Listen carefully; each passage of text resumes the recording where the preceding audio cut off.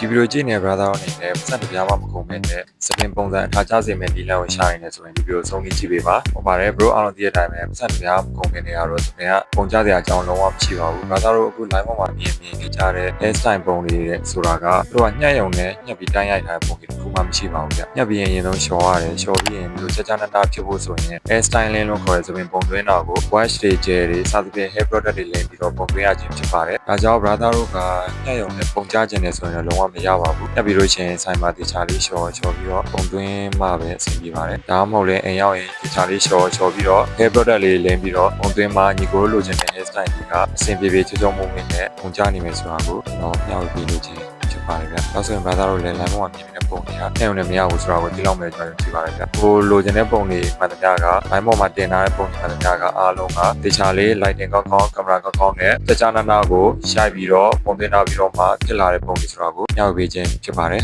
အားလုံးကျေးဇူးတင်ပါတယ်